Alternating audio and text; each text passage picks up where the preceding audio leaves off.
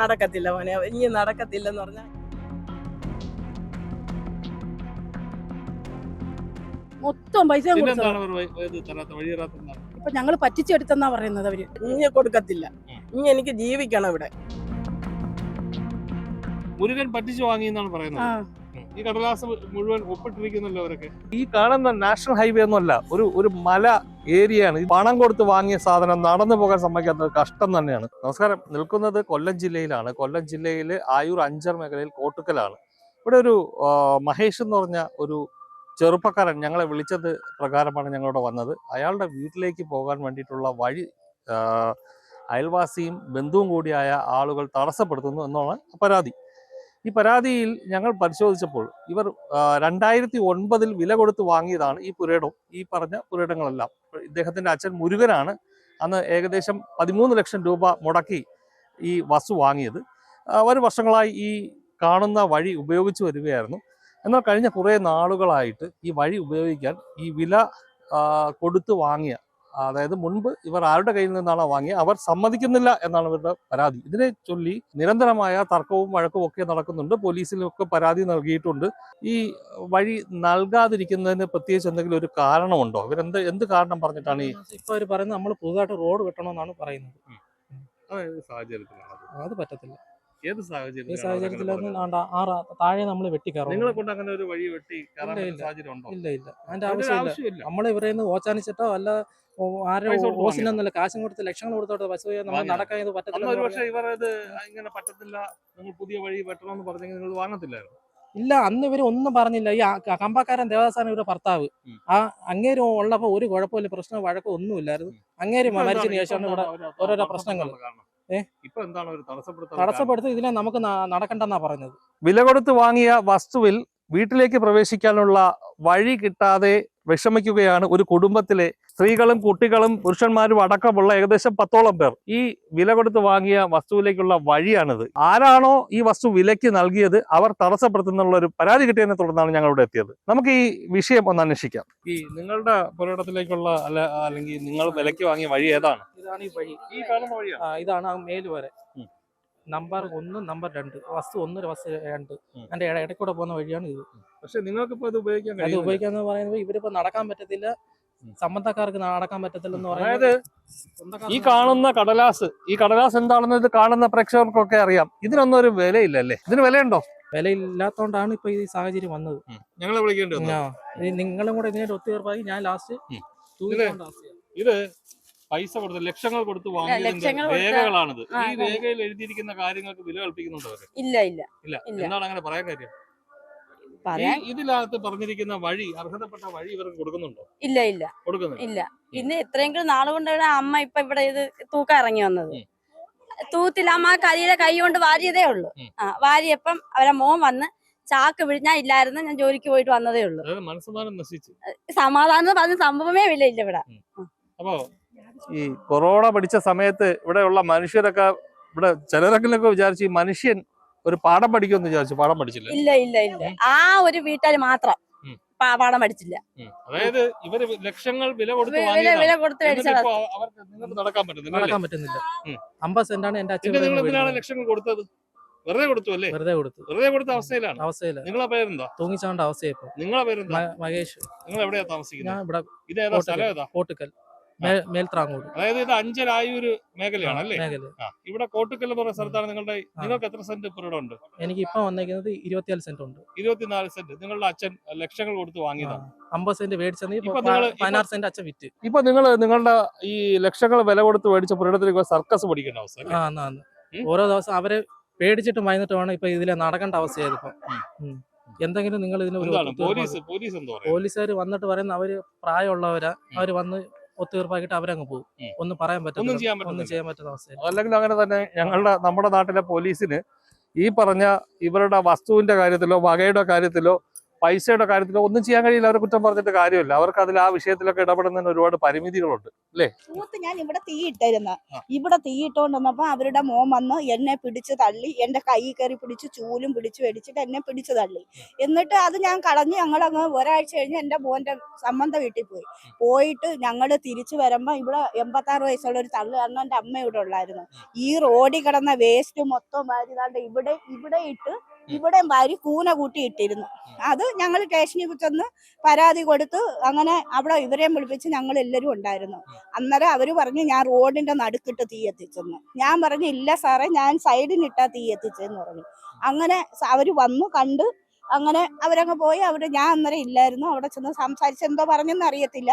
ഇവിടെ ഇട്ട തീയിടലെന്ന്. അതിന് ശേഷം അവര് നെറ്റ് അടിച്ചതും ഇല്ല. അപ്പോഴും അളന്നപ്പം ഞങ്ങൾക്ക് തന്നെ വന്നു ആണ്ടാ തീയിട്ടണം നാണ്ടേ റോഡിന്റെ നടുക്കാന്ന്. സത്യ സാറേ, സമാധാനം ഇല്ലെന്ന് പറഞ്ഞാൽ ഒരു സമാധാനവും ഇല്ല. ദിവസേന ചീത്തവിളി. സത്യമായ കാര്യം ശ്രീസന്ധ്യ നേരം ഭഗവാന്റെ മുമ്പിൽ വിളക്ക് കത്തിച്ചിരിക്കും. ഞങ്ങൾ ഏറ്റവും വിശ്വസിക്കുന്ന ഞങ്ങൾക്ക് എന്നും അന്നം തരുന്ന ഭഗവാനാണ് സത്യം. അമ്മാച്ചനാ, അന്നെന്റെ അമ്മാച്ചനാണത്. അല്ലാതെ അന്യോരാരും അല്ല, അന്യോരാരും ഞങ്ങൾക്ക് ഒരു ശല്യമില്ല. ഞാൻ സത്യം 100% സത്യം ഭഗവാനോട് തൊഴുതോണ്ട് പറയുക. ഞങ്ങൾക്ക് നിവർത്തില്ല. ഇന്ന് ഈ കൊച്ചിനെ ഇത് അവ ഇത്രയും കാണിച്ചിട്ട് പറയാ ഞാൻ പറഞ്ഞു കൊടുത്തിട്ടാ ഇത് ചെയ്തെന്ന്. അവര് പറയും എന്തൊരു ചീത്തവിളിയാണ്. ചീത്തവിളി എന്ന് പറഞ്ഞാൽ ചീത്തവിളിയുണ്ട്. സമാധാനമില്ല. ഞങ്ങൾക്ക് പേടിച്ച് ഇവിടെ ജീവിക്കും. ഞങ്ങൾക്കിത് 10 സെന്റേ ഉള്ളൂ, 10 സെന്റ് വീടും. അങ്ങനെ ഞങ്ങൾ രണ്ടുപേരുടെയും കൂടെ പുരയിടം വെട്ടിയായി ഈ വഴി ഉണ്ടാക്കിയത്. അവരുടെ ആണെന്നും പറഞ്ഞായിരുന്നു ഇത്രയും നാളുകൂടെ പ്രശ്നങ്ങൾ നടന്നത്. അങ്ങനെ അവരുടെ ആണെന്നും പറഞ്ഞാൽ ഈ വഴി ഇവിടെ തൂക്കാനും ഇവിടെ ആയിരുന്നു.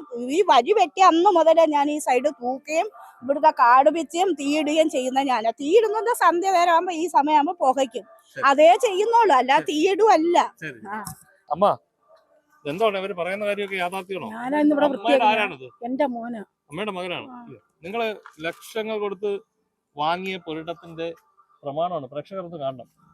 ഇതിൽ എന്തെങ്കിലും അർത്ഥമുണ്ടോ? ഇതിൽ എഴുതി വെച്ചിരിക്കുന്നൊക്കെ നമ്മൾ വായിച്ചു. നിങ്ങൾക്ക് വഴിയുണ്ടെന്ന് പറയുന്നത്. നിങ്ങൾക്ക് വഴി സാധിക്കുന്നില്ല. എന്റെ കൊച്ചുങ്ങൾക്ക് വണ്ടി കയറാൻ നമ്മൾക്കുള്ള നടക്കാൻ പോലും മുഴുവൻ പൈസ കൊടുത്തില്ല. മൊത്തം പൈസ വഴി തരാത്ത ഇപ്പൊ ഞങ്ങൾ പറ്റിച്ചെടുത്തെന്നാ പറയുന്നത് അവര്. പറ്റിച്ചു? എങ്ങനെ പറ്റിച്ചു? പറ്റിച്ചെങ്കിൽ ഇങ്ങനെ ഇത് അവരൊപ്പിട്ടിരിക്കല്ലേ? അവര് ഒപ്പിട്ടേക്കുവാ. ഇതിനകത്ത് രമണീമണി ആരാണ്? അവരുടെ മൂത്ത ശ്രീലത ആരാണ്? അവരുടെ മോളാണ്. എഴുതി വാങ്ങിയ മുരുകനാണ്. അതായത് നിങ്ങളുടെ ഭർത്താവാണ്, നിങ്ങളുടെ അച്ഛനാണ്.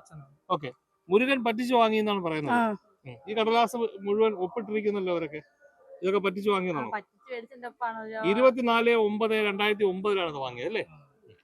അപ്പൊ ഏതായാലും വളരെ കഷ്ടമാണ്. ഈ ഒരു കുടുംബം ഈ പെരുവഴിയിൽ ഈ ഒരു സമയത്ത് ഇങ്ങനെ നിൽക്കുന്ന, ഒരു വീട്ടിൽ പോകാനുള്ള വഴി പോലും നൽകാത്ത രീതിയിൽ മലയാളികൾക്ക് തന്നെ നാണക്കേടാണ്. എന്ന് പറഞ്ഞാല് അവര് പറ്റിച്ചു വാങ്ങിയത് എങ്ങനെയാണ്?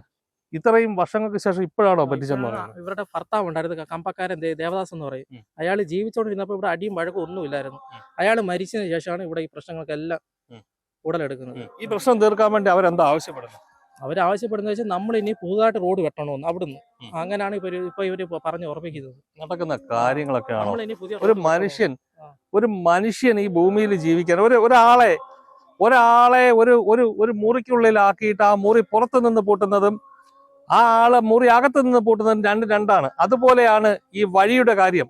ഒരു സാധാരണ ഈ കാണുന്ന നാഷണൽ ഹൈവേ ഒന്നുമല്ല, ഒരു മല ഏരിയയാണ്. ഇതുവഴി അവരെ നടന്നു പോകാൻ സമ്മതിക്കുന്നില്ല. പണം കൊടുത്ത് വാങ്ങിയതിന് ശേഷം വർഷങ്ങൾ കഴിഞ്ഞിട്ട് പണം കൊടുത്ത് വാങ്ങിയ സാധനം നടന്നു പോകാൻ സമ്മതിക്കാത്തത് കഷ്ടം തന്നെയാണ്. ഈ നിങ്ങളുടെ അച്ഛൻ മുരുകൻ ഇവിടെ ഇല്ലേ?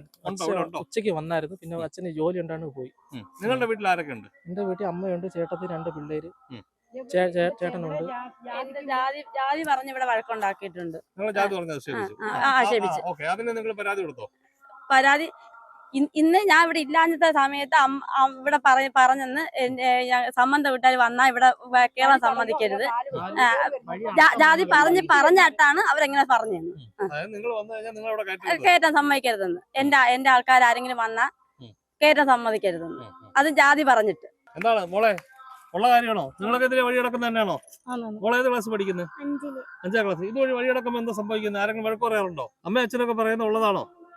ഉള്ളത് തന്നെയാണല്ലേ? ഏതായാലും വളരെ കഷ്ടമാണ്. ഇത് ഒരു ടാറിട്ട വഴിയോ ഒരു വാഹനം കയറുന്ന വഴിയോ ഒന്നും അല്ല. ഈ ലക്ഷങ്ങൾ കൊടുത്തു വാങ്ങിയ ശേഷം ഇത്രയും നാളിന് ശേഷം ഇവരെങ്ങനെ ഉപദ്രവിക്കുന്നത്? ഈ മനുഷ്യനൊക്കെ ഇത് മരിക്കുമ്പോൾ എവിടെ കൊണ്ടുപോകാനാണ്? ഒന്ന് മനസ്സിലാക്കേണ്ടതുണ്ട്. ഈ വീട്ടുകാരാണോ? അവരോടുണ്ടോ? അമ്മയുടെ ആണോ ഈ വസ്തു? അമ്മ ഇവിടെ ആരൊക്കെ ഉണ്ട്? അമ്മയുടെ അനിയത്തിയേ ഉള്ളോ? ഞങ്ങൾക്ക് രണ്ടുപേർക്കും കൂടെ ഒരു വിവാഹമായിരുന്നു. എനിക്ക് വയ്യാതായപ്പോ എന്റെ അനിയത്തിയും കൂടെ വിളിച്ച് ഞാനും എന്റെ അനിയത്തിയും കൂടെ ആയി. അവൾക്ക് 3 മക്കളും ഉണ്ട്, എനിക്ക് 2 ഉണ്ട്. 5 ഭർത്താവ് മരിച്ചു.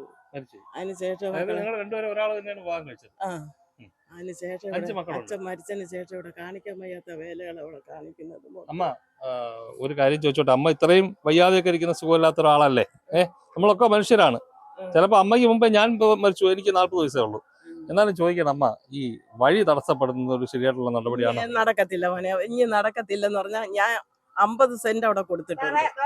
ആ വഴിയോട് അമ്മയുടെ പേരെന്താണ്? ഗംഗമ്മ. 20 സെന്റ് ഞാൻ കരമടയ്ക്കുന്നതാ. ആ 20 സെന്റിന്റെ വഴിയേ ഉള്ളു ഇത്. അവർക്ക് 50 സെന്റിന്റെ വഴി മൊത്തത്തില്ല. അവർ ഏകദേശം 2009 മുതൽ നിങ്ങളെ കയ്യിൽ നിന്ന് ഈ വസ്തു വാങ്ങിയതിനു ശേഷം അവർ ഈ വഴി ഉപയോഗിച്ചു വരുന്നതാണ്. ഇപ്പൊ ഇത് 2025 ഞങ്ങൾ അറിഞ്ഞില്ല. എന്റെ ചേട്ടൻ മരിച്ചതിന് ശേഷം ഇത് അറിയുന്നത്. ഇത് ഇങ്ങനെ മക്കൾ ഇവിടെ കൊത്തി ഇളക്കി, വഴി കൊത്തി ഇളക്കിയപ്പം അത് തടഞ്ഞപ്പം പിന്നെ വന്ന് ഞാൻ സ്റ്റേഷനിൽ പോയി. സ്റ്റേഷനിൽ നിന്ന് ആള് വന്നാ പിന്നെ ഇവിടെ ഈ കുത്ത ഇളക്കുന്നത് വണ്ടി. നിങ്ങളിപ്പോ ഒരു രീതിയിൽ അവരെ ഒരു കുടുംബത്തിൽ ഏകദേശം എത്ര അംഗങ്ങളുണ്ട്? ഒരു 10, എനിക്ക് തോന്നുന്നു 7 8 കുട്ടികളടക്കം. എനിക്ക് 20 സെന്റേ ഉള്ളു. ഇനി ആ 20 സെന്റിനകത്തുള്ള വഴിയായത്, വേറെ ഇനി വഴിയില്ല. അവർക്ക് കൊടുത്തതിനകത്ത് ഉള്ള വഴി അവർ 16 സെന്റ് പ്രമാണത്തിനകത്ത് കൃത്യമായി എഴുതിയിട്ടുണ്ട്. അതായത് നിങ്ങൾക്കും അവർക്കും ചേർത്തിട്ട് ഈ വഴി ഉപയോഗിക്കാൻ. അവൻ ആർക്കെങ്കിലും കൊടുത്തവർക്ക് ഞാൻ വഴി കൊടുക്കണോ? അവൻ എഴുതി കൊടുത്തല്ലോ വസ്തു. എഴുതി കൊടുത്തവന് ഞാൻ ഇനി വഴി കൊടുക്കണോ? അവൻ വഴി കൊടുക്കണമായിരുന്നു. ഈ വസ്തു വിൽക്കുന്നവൻ വഴി കൊടുക്കണോ? ആന്നോ? എനിക്ക് മാത്രമുള്ള വഴിയായത്. ഈ 20 സെന്റ് എനിക്കുള്ള മാത്രമുള്ള വഴിയാ. അതിലൊന്നും ഇനി നടക്കത്തില്ല. ഞാൻ ആർക്കും എഴുതി ഒപ്പിട്ട് കൊടുത്തിട്ടില്ല. ഞാൻ എഴുതി കൊടുത്ത നിയമപരമായിട്ട് ഒരു പക്ഷേ അവർ ഇത്ര 2009 മുതൽ ഇവിടെ ഈ വഴി ഉപയോഗിച്ചു വന്നതാണ്. നിയമപരമായി പോയാൽ അവർക്ക് അനുകൂലമായ വിധി ഉണ്ടാകും. അതെ, ഉപയോഗിച്ച് വന്ന നമ്മള് മര്യാദയ്ക്ക് ഇറക്കാൻ നിർത്തി. ഇപ്പൊ നമ്മുടെ തോളെ കയറാൻ വരിക. ഇനി കൊടുക്കത്തില്ല. ഇനി എനിക്ക് ജീവിക്കണം ഇവിടെ. എനിക്ക് ഇനി നാളെ താഴെ എഴുതാനൊക്കെ ഒരു വഴി ഉണ്ടാക്കി.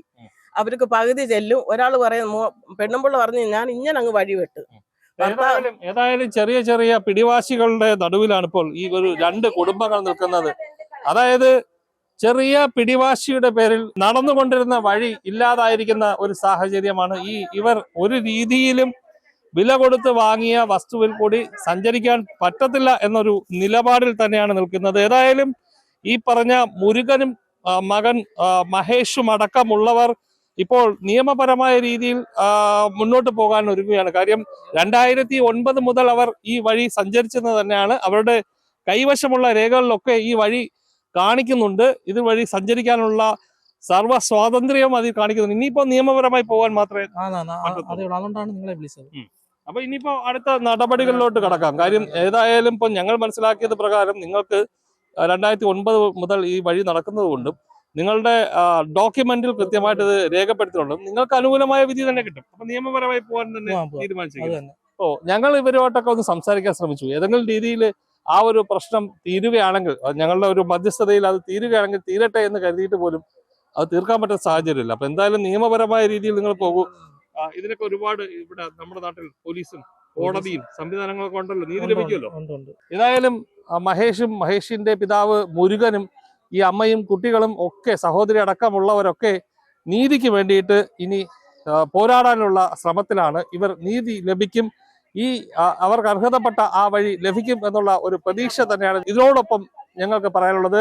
ക്യാമറാമാൻ അനീഷ് മംഗലപുരത്തിനൊപ്പം രജനീഷ്, വിസ്മയ ന്യൂസ്.